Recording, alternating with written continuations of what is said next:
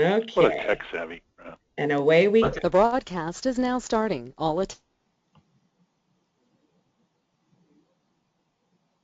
attendees in listen-only mode.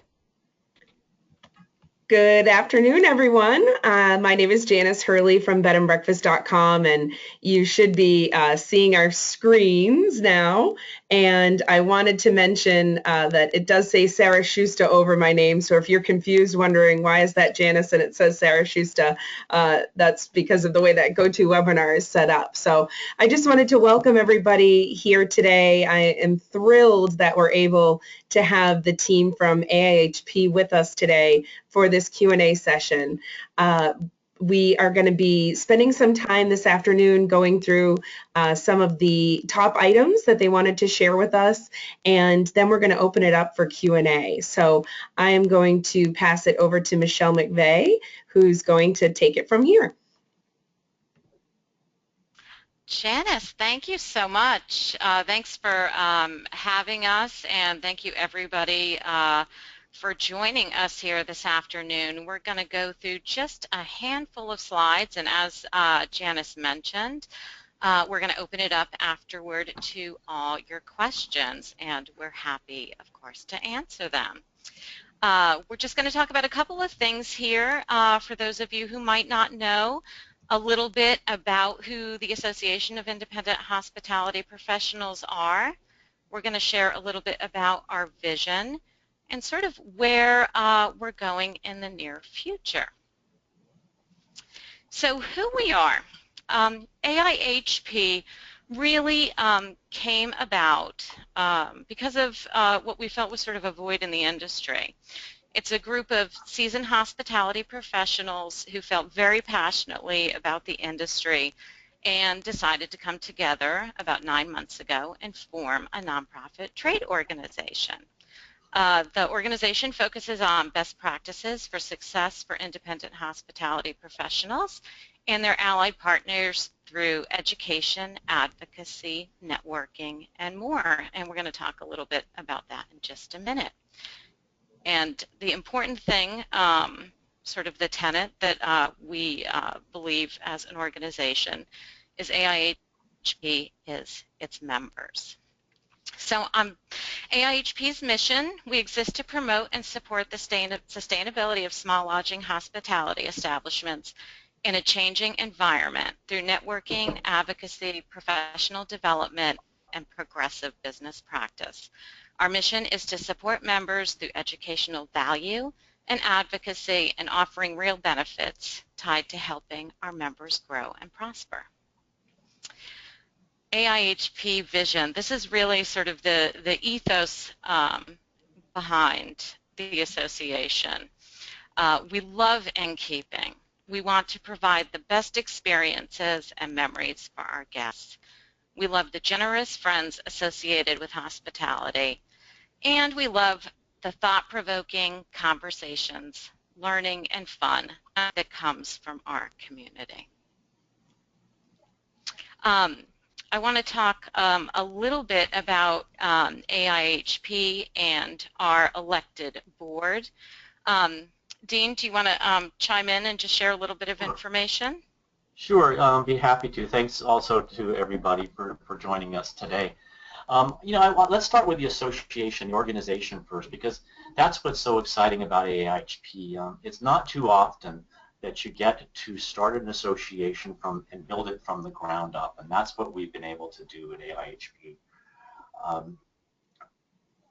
Create a nonprofit organization that's member-driven, create an organization that's fully transparent, with a diverse board of directors that are forward-thinking, and that's just some of the key important words I'd like to use.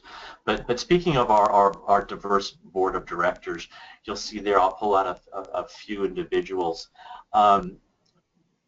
We wanted to be all-inclusive, and what used to be called vendors for us are called allied partners because they are partners in our industry and partners in this association. Two of our board members, Rick Wolf, who's here with us today, and Pat McCulley, are both allied partners. They have a voice in this association in our business. Nancy Malicki, Dan and Barry as well listed here. They're all small innkeepers. Nancy has a 4-room inn in Montana. We want the small inns to have a voice as well, and we have included them in our board of directors. So I think that stands out here as a diverse and an all-inclusive board that we really created. These are elected board members, not appointed. All of them are putting in hundreds and hundreds of hours, or have put in hundreds and hundreds of hours to make this association work. And I'm very excited moving forward working with all these great individuals. Michelle. Thanks so much, Dean. And Michelle, I would love, could you just share a little bit about your background as well? I know all of us on the call here, have worked with you for years and know your background, but just for anybody else who's on the line who hasn't had the privilege of meeting you yet or knowing your association with AIHP and some of the other things that you're involved in. Yeah. Okay. Terrific. Great question. So I started out in the innkeeping industry back in 2008. Gosh, where did the time go?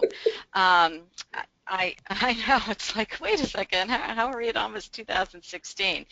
And I started out as the director of events for PI, so I had a lot of experience with that association doing education and events. Eventually, I became the vice president for the association, handling a lot of really the day-to-day operations of the association, and left the industry for a while for personal reasons, and found a home at AIHP as the managing director, and really having the opportunity to utilize some of those same skills in the capacity that I'm in today.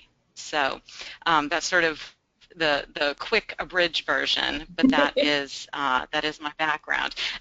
Additionally, I've maintained my relationships in the industry for a number of years, and just did the Select Registry Membership Conference this past week in Key West as well too. So that's a great question. Thanks, Janice. Yeah, thank you for sharing. Yeah. So so we're sort of going through this a little bit quickly today, just to give you some overview about the association. And we really opened our doors just 3 months ago. So we're new, but certainly, as Dean said, forward thinking and thinking about the future.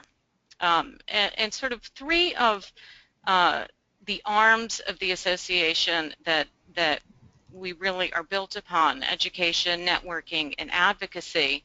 We're already working on the deliverables in those areas already. And of course, in 2016, we have our Knowledge Sharing Summit and Marketplace. That's taking place in Nashville the first week of April of 2016. And we already have some fantastic things that are going to be available shortly for everyone. I'm hoping in October on the agenda. And we've worked on some great partnerships. HMS is going to actually do a path at our event, and we have some other in conjunction with groups that we're working with and are in talks with right now. And what's great about that is they really help expand the breadth of that education and that we're already going to be offering. So I'm really excited about what's coming down the pike for that event very, very shortly. We're doing monthly webinars and focusing really focusing on a lot of marketing, but business practices, and really with a focus on leading edge education. And we've got a great education committee that's been doing a fantastic job really curating education. And the other piece to this is really growing our capacity. You know, we're sort of at the very beginning of coming up with the deliverables in education, but there are lots of things on the horizon. A lot of our focus has to do with how people are consuming and how innkeepers specifically are consuming information. And, you know, obviously we know everybody is, you know, short on time and wants to make the most of the time that they do have, so how do we best meet those needs? And, you know, certainly, you know, webinars that don't necessarily take an hour, ones that are recorded that you can watch at your leisure, podcasts potentially where AIHP is doing the job of curating what might be of interest to you. There are lots of really exciting things on the horizon, and we're looking forward to really growing that capacity. Networking, of course. Michelle, it looks like on the screen there's a little reminder to restart the computer. I just wanted to make sure you saw that and postponed in case it tried to restart. Oh, I am. We don't want to lose you. Let's do a postpone. Thank you, Janice. You're welcome. That we don't want to have happen. Thank you. I'm so focused I didn't even notice it. Scary. Thanks. The next part of this, of course, is networking, and we do have a private members-only Facebook group. You know, again, in the past, folks were used to using forums, but again, going back to making sure we're staying on top of how people are consuming this information. You know, everybody's, well, generally everybody's on Facebook. It's easy to access. You don't necessarily have to have a separate login. Google Plus groups, those kinds of things. We're really, again, wanting to offer opportunities for private discussion amongst members where you can really get some good and honest feedback. And you know, really, we've already had people who are taking advantage of that already. We have lots of opportunities to participate in committees, and you know, AIHP has a number to choose from. We really encourage our members to participate in those committees in some ways, and there are lots of different opportunities from what we call micro-volunteerism, where you might just have a short period of time but you'd like to participate in some way. Folks who are interested in doing something on the longer term. I think there's really something for everyone, and you know, we really need that input. You know, an association doesn't operate in a vacuum. We need people who are contributors, even if it's just in a small way or small amount of time that they're able to commit. We really appreciate that. And of course, we'll have face-to-face opportunities at the summit. We're doing what's called a think tank group, where we'll bring together folks that may have a certain issue, a certain problem, a certain expertise, really to get some good hands-on dialogue and feedback, and just an effort to creating the opportunities for that to happen. And the last piece here, of course, is advocacy. And you know, this brings up you know, our search for a CEO, and I think Dean's going to talk about that in a minute, and certainly we are on the fast track in that department, but that is a top priority for the person who's selected for this position. Dean, do you want to talk a little bit about that? On the CEO search now, yes, sure. And I'll circle back to Michelle for a second here as well. Michelle has been acting as our managing director since day one. She's I think most of you recognize the name and know her from her past experience with with Pi and putting on the conferences, and she just put on a fantastic conference for in Key West. She's been with us since day as the of the organization and overseeing our other 2 part-time staff members. But a true organization, a valid, legitimate organization, needs to have a CEO. And we decided to go to MSAE to help with our CEO search about 2 months ago. They put out the application for us. We had over 150 individuals apply for the position, so we were very, very happy with the large number of applicants we received. It's been whittled down. We are now at 7. We are actually now in the process of doing phone interviews yesterday and today. We have face-to-face interviews with the last 3 candidates that we choose coming up. And then we'll move forward shortly after that with bringing the person on board. So we hope by the end of the year to have our CEO in place. So that's going to be a very, very exciting move for us. The board of directors will be able to focus on governance. The CEO will be able to focus on the future and the vision and of the organization. So we're all very excited about that next step, big step for AIHP. Great. Thanks so much, Dean, for that. That's great. See? There we go.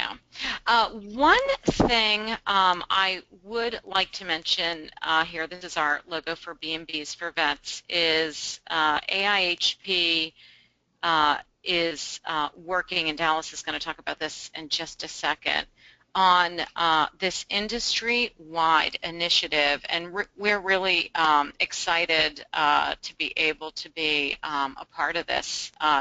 Dallas, you want to talk a little bit about sort of where we're at with this? Sure, be happy to. Yeah, Kathleen Panic, who from West Virginia, as most everybody I think knows, started this program 5 years ago. So this is kind of the 5th anniversary for it. She reached out to us asking if we could help with the coordinating of it and moving it forward, and we agreed wholeheartedly to do it. It is a program that transcends what we are as an industry. Really, it's for our veterans and our active duty military who have sacrificed and done so much for us over the years. And it's a way our industry can give a little back to them and say thank you. So we have a committee that's formed that's working really hard on getting ready to get the promotion and information out on it.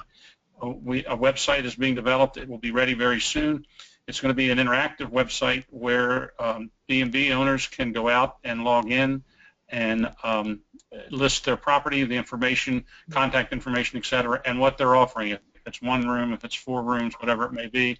And then they also can go in and maintain their inventory, if you will. When folks, as they book up or as their rooms book up, they can change that number or show that they have sold out. Likewise, for our military personnel and veterans, they'll be able to go to the site and search by location the B&Bs that are involved in it, that are offering the programs, and then be able to have the information they need to make contact. This is something that's open to all of the B&Bs in the country, whether they are involved in an association or not. We're going to be looking to a number of different avenues to promote it and publicize it to the vets, and then also trying to get the information out to the B&B owners. So more information is going to be coming out very soon, hopefully, that will list the website information and tell everyone more details about being able to go and get signed up. That's great. Great, Dallas. I would love to add a little just testimonial on the B&Bs for Vets. We participated when I was at the Round Barn in that program, and I never could have anticipated what a cool experience it really would be to participate and to host the vets, and what a special gift it really is to be able to give them that getaway to be with their families. And I love the idea of having, a site where they can go in and find, what inns are available, because after we had sold out, I couldn't believe how many calls we can continue to get, and everybody just wanted to participate. So I think it's a great effort, and something really fantastic that you're opening it up to all inns and B&Bs and not just members of the association. So that's fantastic. Yeah. Thanks, Janice. Yeah. Good, good. So I realize, this obviously was a quick overview, and we wanted to make sure that we left a lot of time for questions and answers. So, of course, I just have our last slide sitting up here, and I think I just want to say before we start answering questions, an important piece of AIHP is it's an association owned by its members. We really operate again from that ethos. So it's just something that I wanted to make sure that I mentioned. And we're here, and whenever you're ready, go ahead and shoot, Janice. Yeah, so if you look on your little on your panel that you have on your screen there's a little questions box, and you can submit any questions that you have, and I'm happy to field them to the group as they come in. And a couple of things that I thought of that came up while you were presenting. So is AIHP specific to properties in the U.S., or can anyone really join, regardless of their location? At this point, building our membership, we are focusing on the U.S. We haven't had any reach out beyond the 50 states, if you will. Down the road, looking at other areas, Canada, Costa Rica, who knows? But we need to build our membership first and foremost where we've got almost the immediate access to, and where the likelihood of attracting members to join us at the inaugural summit in April will be coming primarily from the states. Perfect. And for the dates of the conference in April, it was mentioned in the presentation. What are the dates in Nashville? April 4 through 6. Perfect. And how can folks sign up, vendors or innkeepers who'd like to attend? And is it a member conference, or if you're not a member of AIHP yet and you want to come and check out the conference, is there different pricing? How does that work? Yeah, Janice, so our plan is to open up registration in October. So we're very close to having that information up on our website. There is, of course, members do receive a discount off of sort of the standard rate that is part of what our structure will be, and additionally, we're also getting ready to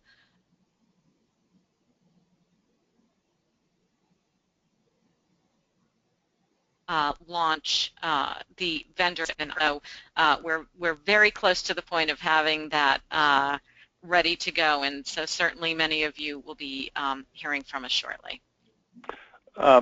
Michelle, you might want to point out that it is on the website currently. The venue is already selected and confirmed, and that's the Sheraton in Nashville at Music City. Yeah, that's right. That is correct. The location is confirmed indeed. And this is the first time there's been a conference or a summit of any kind in Nashville, I understand, correct?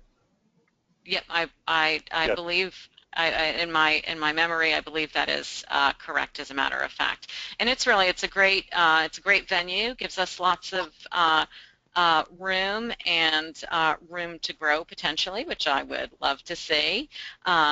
Easy access to and from the airport, no charge for shuttle. We have a fantastic room rate, all of those kinds of things are actually up on independentinkeeping.org right now. And if you haven't been to Nashville, it's just a fantastic city, period. It is. I discovered it on my travels this summer, and it was a blast. I really enjoyed it. There was a question that came in about the private Facebook groups, and if those are groups specifically for innkeepers to come in and ask questions, or if allied partners are also a part of that. Yeah, great question, Janice. Our private, we have two private Facebook groups. One includes innkeeper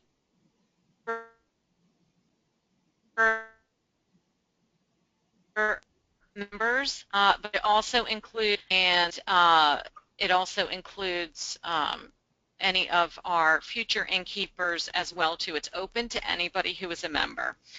We also have a private group that is open to our state association leaders that focuses on any issues that they have specifically. You know, one thing I didn't mention, but I will mention, you know, certainly, you know, our relationships and our partnerships with our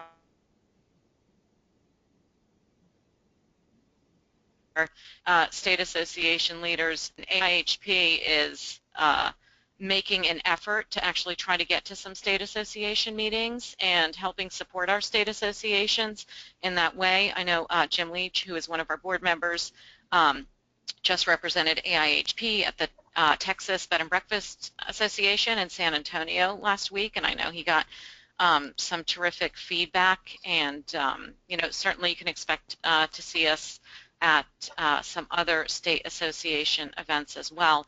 And we are also doing our part educationally to try to support our state association leaders too. So for example, Jay Karen, we're not letting him get away yet. He has agreed to do a webinar for state association leaders next week on member retention and recruitment.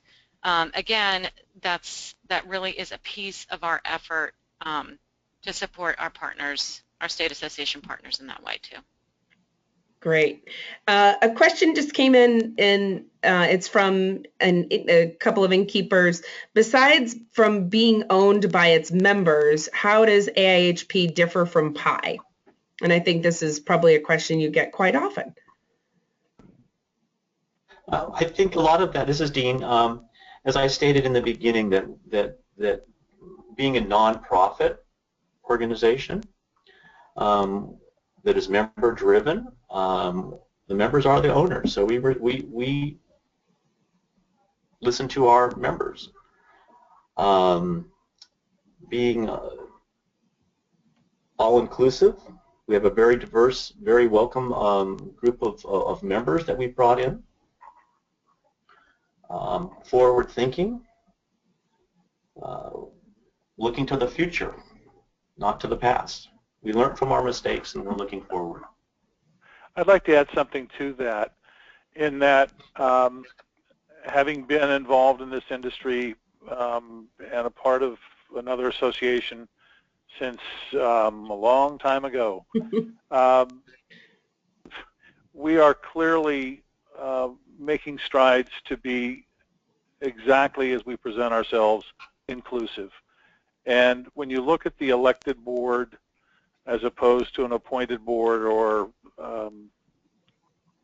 we're not a good old boys, good old girls club. We made a concerted effort to bring people into the fold who represent the widest variety of different types of inns. There are inns who are select registry members, non-select registry members, and as from my perspective, as being formerly an aspiring innkeeper and then an innkeeper and now an allied partner, it was always important for allied partners to have a place at the table as well. And Janice, you know that as well as anybody. Not only are we able and willing to support, but we're able to willing to contribute and have a voice in the direction. So whether it's size of inn, style of inn, affiliation with SR or not, allied partners. It's all about being representative to the widest possible constituency we can. And one thing, Janice, if I can just add, is that for want of a better term, what you see is what you get with us. I intentionally dislike the word transparency because it's been so overused in our political realm. But, you know, from the get-go, one of the things that got me committed to being involved with this organization, especially since I'm retired and should be on the beach or playing golf, is that, you know, there was an openness and an honesty about this group and wanting to make sure that as we move forward, as we go to the future, that we present ourselves that way, that we are that way to our members, because we are our members in effect. That's what this organization is all about. And so, you know, if we're not open and transparent and honest with them, then, you know, we're doing them a disservice, and in return, we won't get the kind of support and commitment back from them, because it's all, in the end, all about growing our industry and being successful. Fantastic. There was also a question about where folks can find the committee opportunities that you had mentioned. Great. That's a great question, Janice. So if you go to www.independentinkeeping.org. And I think you can show that on your screen too, which might be helpful. Can I do that? Okay. Yeah. Look at what we have here. Perfect. About AIHPers.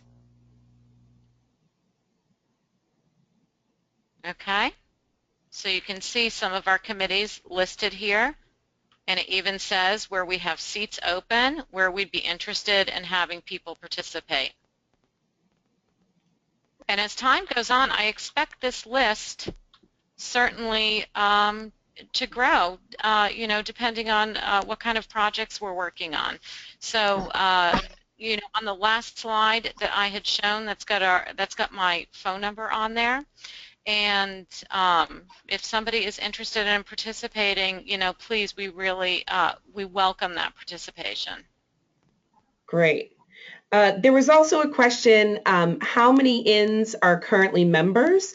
And then I'd like to add to that too, you know, how can inns, you know, join the association if they're interested?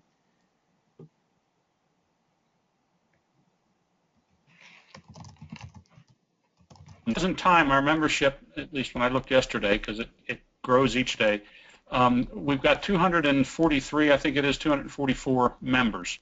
I don't have at my fingertips right now the breakdown between aspiring innkeepers and allied partners, but the majority of those are innkeepers, and it splits fairly evenly, I think, between smaller inns and larger inns at this point.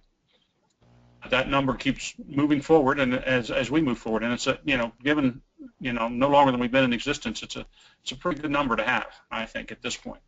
Yeah, absolutely. It was funny. I was just thinking this, and then an innkeeper just typed it in.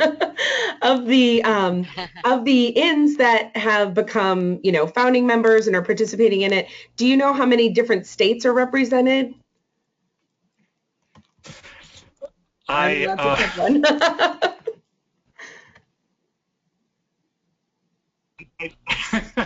I wish I could say at fingertips.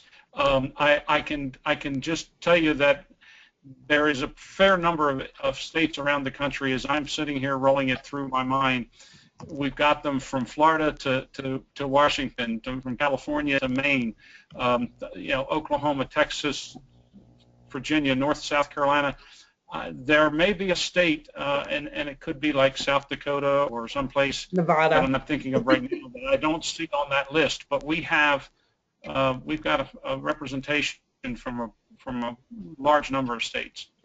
And not only that, a lot of the state associations, Florida, Montana, Maine, a lot of the state associations and local associations have joined with us as well. I think we have to focus on Hawaii, Dallas. Pardon me? We need to focus on Hawaii. We've actually got we have members from Hawaii. We have members All from right. Hawaii. It's a question that I've been wanting to tackle or get at and cut, the listing to see. I just haven't done it that way yet, but it'll be an interesting one to do. And I would just say to those who are listening today, keep an eye out. If you are members, keep an eye out on our newsletter, and I will get that information published. And also back to the committee piece, someone was commenting that also when you go online to become a member on the registration form, there's a place to let folks know where you'd like to be involved if you're interested in those types of things. So there was also another question that came in. Absolutely. I'm glad. Yeah. Thank you to Nancy for that addition. There was also a question that came in while we were talking about what types of properties can join the association. Is it just B&Bs? Is it just inns? And that type of thing. Yeah, great question, Janice. And I hopefully you guys can see my screen right here. But you'll see where it says innkeepers and lodging owners. So certainly it's innkeepers, but if I'm to who fall into the more of the boutique hotel arena, really it was our goal to be inclusive and kind of cast a wide swath, and maybe Dean, if you want to chime in a little bit about that specifically, and I'm going to just pull up some of the membership information too.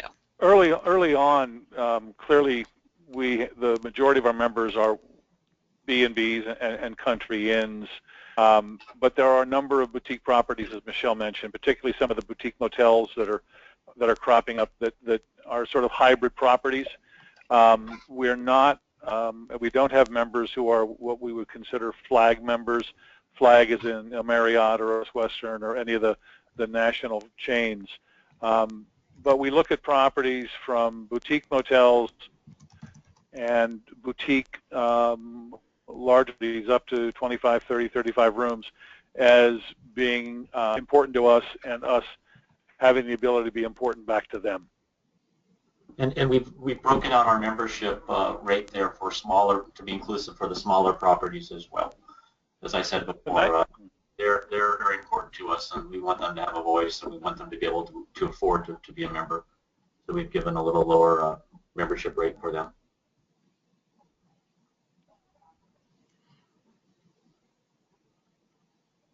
Okay, great. So it's membership is based on number of rooms? Yes. Yes.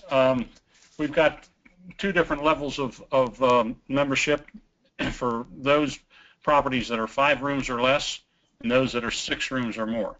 For 5 rooms or less, the dues structure, if you pay it annually up front at the time you join, is $199 a year, or $22 a month if there are folks who like to budget out their cash flow a little bit throughout the year. For the properties that are 6 or more rooms, it's $299 a year, or $30 a month. And then we've got a pricing structure for allied partners, and we do have a higher level that we call a patron member, that if there's someone who really would like to support us at a higher level, it provides all the same benefits as a regular member, plus it does allow one registration at our upcoming summit, and a reduced rate on other people from that same property. So those are basically our fee structure. Fantastic. Well, we've got just a couple more minutes here. I don't have any questions in the queue at the moment. And Michelle just sent me a text that she had been logged out somehow from GoToWebinar. So I think that was perfect timing on her part. And so if there aren't any other questions that are coming in now, a couple of things that I wanted to share is that we did record the session from today. I think it was extremely helpful to answer some of the questions that have been coming in and questions that I've heard while I've been out on the road. So there are a few more coming in now that we'll put through. And the first one is, let me see, are the founding members for life or do they have to renew each year? Good question. I'm a founding member, so I didn't even think of that. The founding members are founding members for life, and Janice, you and BedandBreakfast.com are founding members for life. Now, Thank you. that having been said, the treasurer's got to